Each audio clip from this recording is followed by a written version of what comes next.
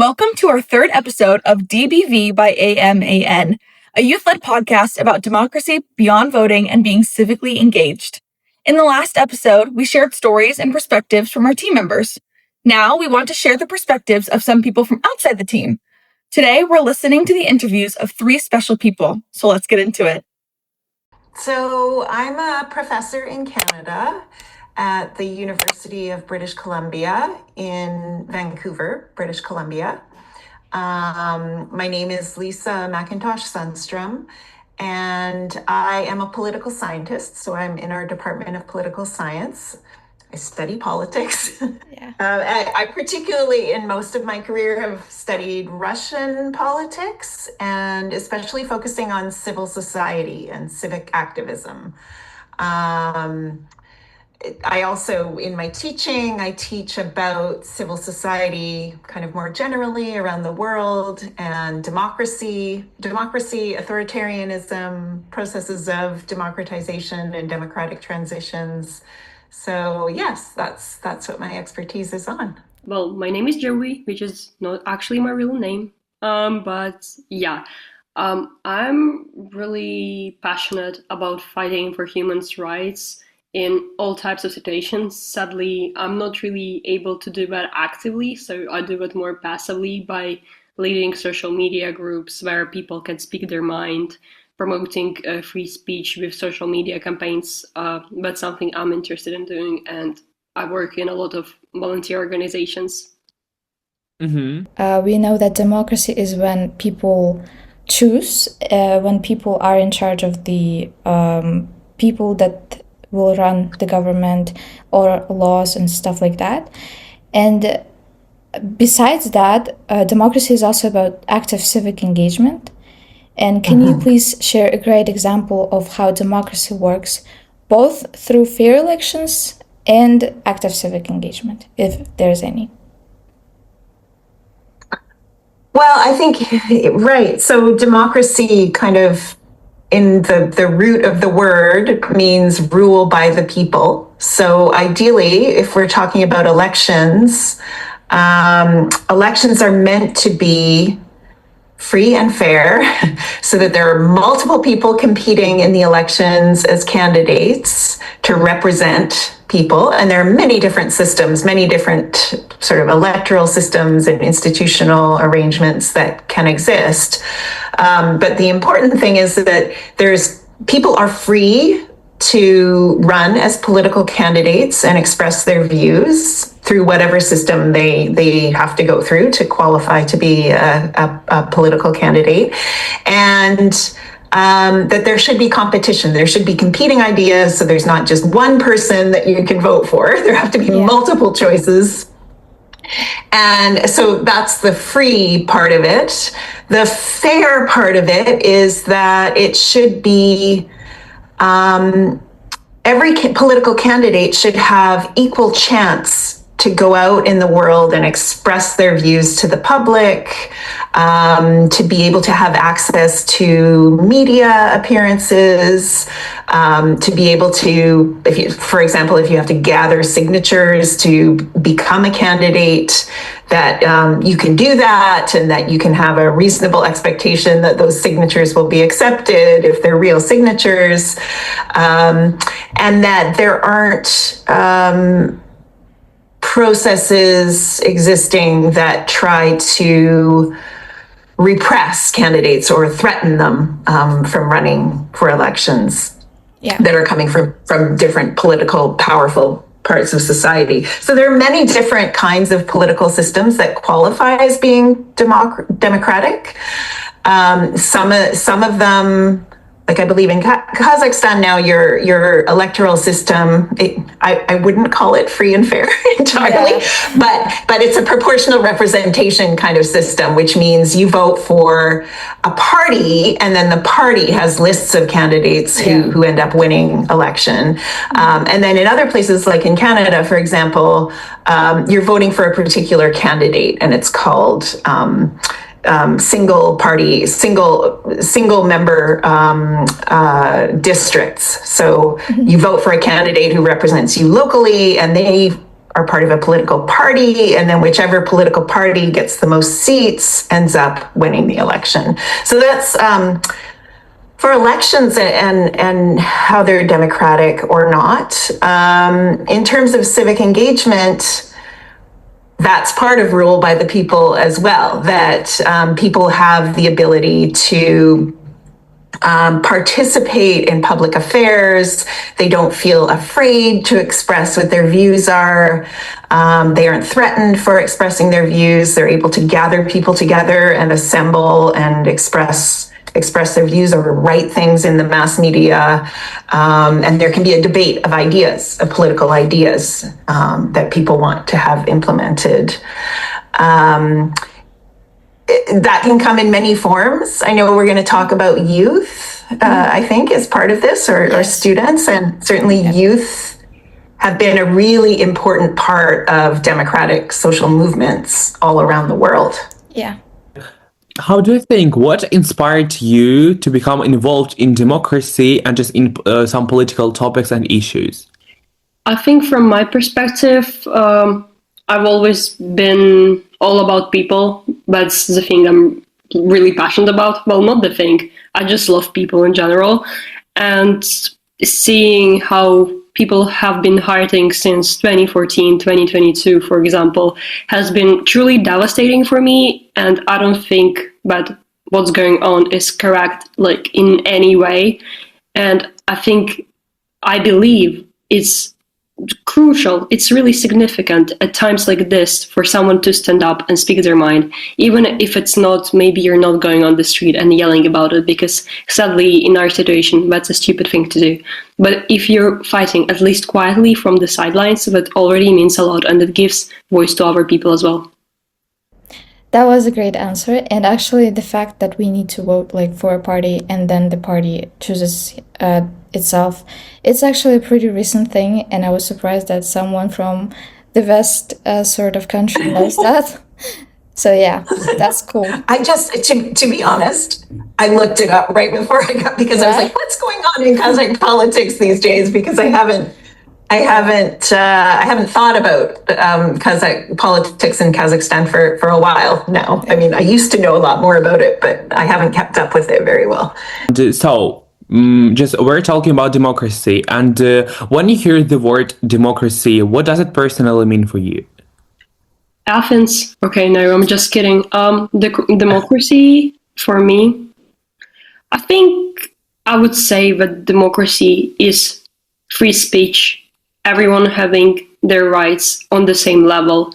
No man or woman is more equal than other. And I think that's really important. And just person in general, we don't criticize people of our gender over here. And I just think it's the option to choose, and having that, I think that's really important. And that's what democracy is in like really, really easy, simple words. In the US, for example, we have, in theory, democracy. It is theoretically democratical, but when the population is uneducated, or like the vast majority of people who vote, they do not know, or they know a little about the person that they're voting for, in that case, democracy fails, right? And in that case, are there any like alternative systems that could work? Oh, that's interesting. I'm not aware. A long time ago, in places like the United States or in Great Britain, it was argued that was a common argument, that one of the reasons why not everybody was allowed to vote, so women weren't allowed to vote, people who weren't white-skinned, were not black people in the US were not allowed to vote. And one of the arguments that people would make about that is that those categories of people were not educated well enough to be able to have adequate political thoughts or to be able to consider candidates in an adequate way. And sometimes there have been in history literacy tests to check before people are given certification to vote. the world has kind of moved away from that now, so that pretty much in all democracies, those kinds of factors education is not taken into account, and there are good reasons for that, because it was often just an excuse for the people in the highest economic classes or the people with the most privilege in the society to be the only ones who could vote, and it was very restrictive of democracy. So I would not be in favor of any laws or rules in a system that say you have to be educated in a certain way in order to be able to vote, because I think that can be dangerous. But that doesn't mean that we shouldn't have it as an agenda for democratic politics, that we try to make sure that voters are as educated as possible. And I do know that, for example, that is how a lot of young people and a lot of students get involved in politics, is that they have this concern that their fellow young people don't know enough about politics. And so they want to get involved in making sure people know about parties and candidates and issues that people are voting about in the campaigns. So I think that's a great way to go about it, is to just try to increase the level of education that voters have. Yeah, for sure. Mm-hmm. Yeah, and how do you think can ordinary people influence decisions in their communities outside of voting? Like in the context of Russia, just which opportunities or challenges do ordinary people face when they try to participate, like in social or political life? Like, what do you think about it? Okay, so starting off strong, it is a well-known fact that the Russian constitution is against LGBTQ+. It's fully legal. So technically, if a political candidate wanted to be like, oh, I want for gays to have like marriage or something, they couldn't do that because they will just get arrested.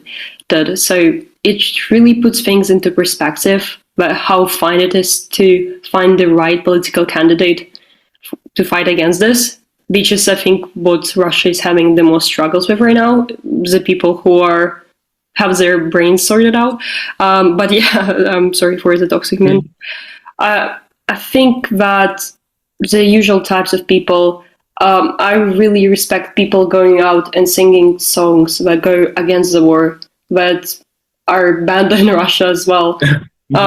I think that's a strong message. And when you see people gathered around singing the same song and you're all thinking the same thing, you all know that, it makes your heart full of hope, because you realize that you're not alone in this. There are other people who want to fight against this, and that everything will get better.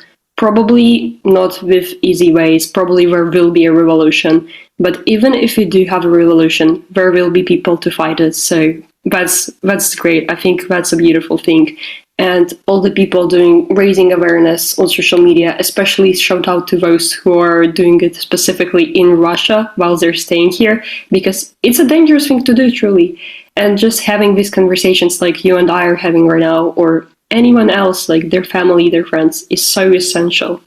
The one I know best is here in British Columbia. About 15 years ago, there was the Citizens Assembly that was organized by the government, bringing just regular voters in to talk about. There was a movement of people who wanted to change the electoral system. So we have this single member plurality type of electoral system, and a lot of people don't like it because it means often voters don't feel like they are represented in the same way that you would be in a proportional representation system where there are many parties that are part of the government. So we had this body gather to talk about all kinds of electoral systems that are used all over the world, and to think about what would we recommend if we were going to change our electoral system in British Columbia. What system would we recommend? And they came up with a recommendation of a type of proportional representation system that then was put on a referendum ballot to the whole province of British Columbia in the next election. unfortunately, I think it did not pass. It didn't get enough support from the wider voters. But that's an example of how people you can create these mechanisms for voters to gain more knowledge about an issue and then to talk in a very intensive and detailed way with one another about what they think the right decision should be, and then making a recommendation together. It's a way to involve voters and to educate them so that they have the knowledge to make good recommendations. And so it's not just the experts, it's not just the politicians who hold power who are making, or the bureaucrats who are making these recommendations. It's ordinary citizens who are learning about an issue and then making a recommendation. Yeah. Yeah, thank you so much. I totally agree. And so you just mentioned social media, and actually, in Russia, there are so many problems with social media. And how do you think can social media strengthen democracy in Russia specifically? In case of Russia specifically, yes, I do believe so. Just because starting off, we can't have, as I said, we don't have any kind of freedom of speech. So technically, you will never find a person easily who thinks like you about the issues going on here. And you're not gonna fight for democracy if you know you're alone, because that would be just an insane thing to do. That's like self-sacrifice, which is not worth it at the end of the day. But if you find like-minded people, and it's way easier to do so through social media, even though it is still dangerous, then you will have a community who wants to fight with you. You can organize something. You can do stuff. And yeah, that's great. Speaking about voters, there are some people who are not old enough to vote, basically youth, but they want to make a positive difference. They want to contribute to society and stuff like that. And to those people, what advice would you give to them, to those young people who are not old enough to vote? Right.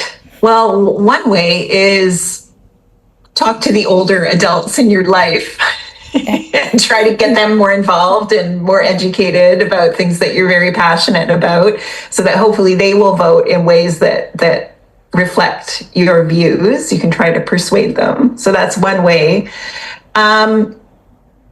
Another way is you can organize together in groups that are trying to create change on a certain issue. So often, I think we've seen this a lot with young people on environmental issues or climate change. We're seeing in India right now, there's this huge movement that's largely students that is it started about something about exam results being leaked, and now it's turned into a nationwide protesting about corruption and lack of jobs in the economy and so on.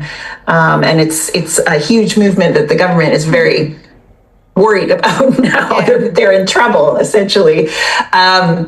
Now, that's sort of an extreme example, but there are lots of little initiative groups of young people that can have an impact because, the adults around see that this is their children who are worried about something that they think is going to affect their future. And there are ways for young people who have lots of energy and lots of creativity to come together in small groups, and then sort of initiative groups or small social movements, and try to convince the adults around them. You can have, public rallies, or you can have artistic events, like you're doing things on the street, flash mob. I don't know. It used to be flash mobs years ago. I don't know what it would be today, but lots of artistic things involving dance or visual art that young people do that are very effective and very moving for the adults who can vote, or for the politicians who do hold power. Oh, just you said about community and how it's important for us in general, and Could you tell me, have you seen an example like where ordinary citizens created a like meaningful social or political change? Like probably one specific person or just one specific community, just whatever you want. Okay, so there is this, I guess, social media campaigner, right? Like basically human rights activist that I'm really inspired by, and I think a lot of people are. Um, her name is Olga Borisova, I'm pretty sure. And she keeps raising awareness about Russia, about what it's doing. And she's Russian herself. She actually just moved out to the UK not that long ago because, well, they tried to put her into like a jail for long, long years. So yeah, that's horrible. And I just think it's beautiful how she keeps fighting against it, no matter what, raising awareness. I think that's important. And I mean, other people, I would say, maybe it's more of a like pop culture reference in Russia because I think everyone knows this person. But yeah, if I'm recalling the name correctly, I think the name is Naomi. Yeah. Alex, you know what I'm talking about. Yeah. But yeah, basically she was this street music artist who performed mainly in St. Petersburg, and she was singing a lot of like anti-war songs. And because of that, they also wanted to put her in jail, but she refused, and she basically like kind of ran away to Europe, which is great for her. Shout out. I just believe that this situation got like so much media recognition that it helped a lot at the end of the day. Yeah, it was so fascinating to hear from your side because just you gave a specific example, and I guess so many Russians know her. Yeah, it is actually was extremely great. Yeah. We saw the climate strikes, right? Fridays for Future, which is mostly young students that had for a while. I mean, it seems like the world is sort of kind of moving backwards on climate responsibility now, but for a while it had a huge impact on political discussions. Yeah. And so I guess the last question for you today. What advice would you give to young people who want to make a positive difference in their communities but do not know where to start? Okay, so I will start specifically talking about Russia and then I'll move on to the bigger picture. If you're from Russia, don't go out on the streets. It's not going to do anything. Right now it's dangerous. Maybe in the future it will get better because we'll have more people on our sides. But right now, don't do it. Safety first, because we will need people fighting in the future, not right now. But yeah, furthermore, try to find like-minded individuals. Don't lose hope. Find people who you can talk about this, who share your ideas, your mindset, and that will help you a lot, just like in general. You can do social media campaigns with anonymous names, or talk, or make like an anonymous social media account if you're like really good at tracking data and you're sure no one can get your data. But I do not think that's still the best idea because they will get your data. So yeah, my first vote, just be careful. You can do like a graffiti with your hood up or your mask and no one will know. But I would prefer you to sit still and wait for a brighter moment if you're really young. And if we're talking specifically about the world, your situation is probably much brighter. Well, not all countries, but in some definitely. If we're talking like US, UK, you can do anything, guys. Whatever you put your mind up to, you can make protests. Go, and go. If you believe in something truly, you should go and fight for it. I truly believe in that, and I hope you're gonna do that. There's also youth that doesn't want to be involved in politics. So we hear a lot, especially among Gen Z people, like, it is not that deep, it is not that serious. I'm not interested in this and stuff like that. Why do you think lots of young people choose not to be involved in politics, and how can we change that? Yeah, I mean, I think today's world is really difficult for young people. Like, often you look at the world and you see the economy is bad, AI is going to take everybody's jobs, artificial intelligence, the climate, like we have climate disasters all around us. Things do not look good. There are wars all over the world. So it's a pretty bad time in world history, I would argue right now. And so I think that's really discouraging. And people can feel, especially if you live in a country where there's a lot of corruption, it might seem like if you're going to have any power, you have to be part of, one of the privileged families or something like that. That can be very discouraging. You can feel like I don't have any chances to make a difference in the world or to succeed in the world anyway. So why would I bother thinking about politics? I certainly can't change political issues of the whole country. So I think there's good reasons why people feel apathetic. But I also think, going back to what we were talking about earlier about ways that young people have made a difference through mobilizing together in groups, that can be inspiring to fellow young people, right? They can see that happening. They can see that it makes a change, or it changes a politician's mind about a decision that they're making. Then that can give people the sense that, oh, I really can make a difference in some way in the world. So that can be a good thing. And sometimes you can find older people who are involved in politics who can be mentors, right? Like they can show you the way to make a difference. And if you get in touch with people like that who really inspire you, that can make you more passionate about trying to improve the world. I live in Kazakhstan, and that's post-colonial country, and we have this curse of all of the post-colonial countries that we are a bit authoritarian, and there are some people who can't find their voice in the government because the government doesn't allow to protest, to gather people against something, against a social issue or something. That has been going a lot, playing a huge role in how young people perceive the government. So in Russia, for example, it's been even worse because of the war. So in that case, if the country that person is living in is very authoritarian, unlike US or unlike Canada, how can they find their ways in the government? Through which ways we could do that? The feminist anti-war resistance is one of the groups that I have studied quite a lot with my research co-authors. And they have made really clever use of social media and ways of protesting politics that are still possible and are very clever. And small ways, but when you see them happening, it gives people the sense of I'm not alone. There are other people who think the same way that I do.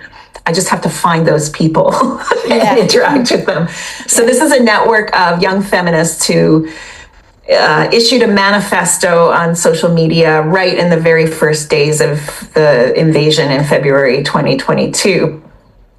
And they have a Telegram channel that they would post all of these images of people doing anti-war actions, but on a very small level. So people were doing things like putting up little crosses on the ground to represent Ukrainians who were killed in the massacre in Bucha, for example, or creating little Lego figures who are holding anti-war signs and putting them in public places just very discreetly, or writing messages on money, on ruble notes, so that people would get the money and they would see anti-war messages on the money, so that when people see those things, they realize, oh, it's, not everybody is in favor of this war. There are people out there who are trying to protest it in various ways. And one day maybe we'll be able to get those people together.